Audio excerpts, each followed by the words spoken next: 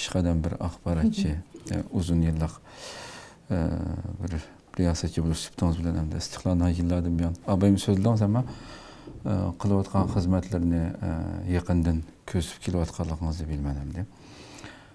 Bugün biz şu radyo bilen yolga çıkıp başta radyo ve yazma haberdi. Hazır 5 tilde toxtumay tarqıtış qılıvatqan bir mediaga aylandık hamdi. Siz sizin nazarinizda istiqlalninki müş davadaki Şarq Türkistan davasındaki o'rni dava nuqtasidan nima deb qaraysiz? Nimalarni yaxshi qilyapmiz, nimalarni xato qilyapmiz? Ochiq yo'riq davasingiz bo'ldi. Istiqlal haqida xalqimizga deydigan so'zlaringiz bo'lsa, shuning bilan bir tugatgan bo'lsak. Albatta bir chiroqdek bir rolinglar bor hamdi. Shu sizlar ekraninglarni qayerga qaratsanglar shu yo'riydi degan gap hozirgi ahvolda hamda ovozimiz shuncha oz bo'lgandan keyin shu bu chiroqni tangshab ishlatsak to'g'ri bo'ladi deb qarayman.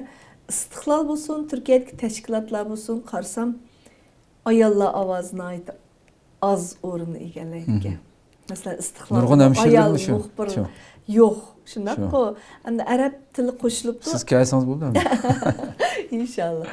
Arabcha tarqitishinglar bak cho'ng bir bo'shliqni to'ldirib turibdi. Albatta, eng ko'p ko'rilmani bor.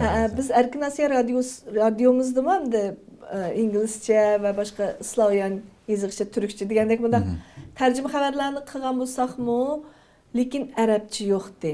O'zingiz bilgandek.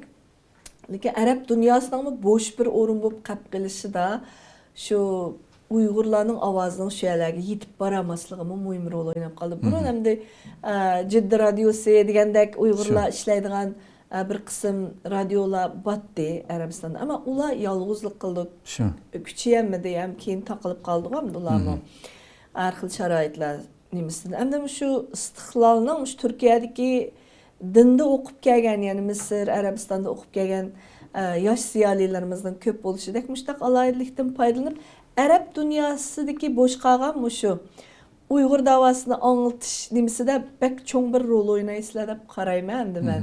Turkiyaga Uyg'urlarni to'g'ri anglatish va Turk-Uyg'ur do'stligini kuchaytirish, hatto Turkiyaning shu ijtimoiy taraqqiyotidami bir rolinglar bo'ldi, ya'ni Uyg'urlarni yetaklaganda ularning ma'rifining yükselishiga turtki bo'lgan vaqtinglarda ya'ni to'kpikor shu turk jamiyatiga to'kib qo'shayotgan har kasb egalarini tanishtirgan vaqtlaringlarda Uyg'urlarning Turkiyadagi o'rni, bu joyda kelgusi avlodlarimizning yashash sharoitlarining xizmatga o'rnishish fursatlarining ochilishidami bir zanjirlik rolni o'ynay olasizlar deb qarayman. Shunga doiranglarni texmi kengaytsanglar, u deganimlik abay dedim chiroq tugi qarang'u deb o'zimizning orasidami xabar qilinish tegishlik, taqdirlashga tegishlik va texmo ko'p sahna berishga tegishlik nurg'un sohalar bor ekan.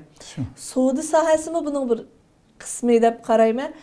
Shu hayotini, oila hayotini o'ziga tayinib qamdash uchun Turkiya hukumatiga tayanmasdan yashash uchun kichik savdolarni, bizneslarni qurib yetibdi, necha yuzini ko'rdim. Shu narsalarga diqqat bersak, balkim Turkiya hukumati va Turkiya jamiyatining Uyg'urlarni bizdan manfaatlanguchilar qatorida emas, bizning jamiyatimizga to'kib qo'shqichilar qatorida qabul qilishini aytdi. Turklik shu turkcha xabarlarni Uyg'urlarning Turkiyadagi rolini gavdalantirishga qaratilsa, menimcha bak yaxshi bo'ldi. Undan keyin bolalarimizning shu turk tili o'rganishi bo'lsin va chet tili o'rganishi bo'lsin, hatto Uyg'ur tili o'rganishidami fursat yaratib bera olsak, bolalar programmasi kamchi hozir. Mediada, chet tili. Hatto biz Erkin Asiya radiosidan boshlab yiqib, keyin davomlashtira olmay qoldik. Istiqlal shundaq bir qancha qatim davomlashtirdi. Shu buningda nurg'un bolalar xizmatini qilib baqqan o'qituvchilar, psixologlar, balalar yazarlari, yozuvchilarimiz hamda talantli o'smirlarimizning kuchini bir akilish orqali yana qurg'ul bo'lgan bir narsa. İnşallah kelgusi shu istiqlolmi shundaq ko'p qirliq ya'ni programmalarni suna oladigan universal bir stansiyasiga aylanishini chin qalbimdan umid qilaman. Ko'pdan ko'p rahmat, qimmatli.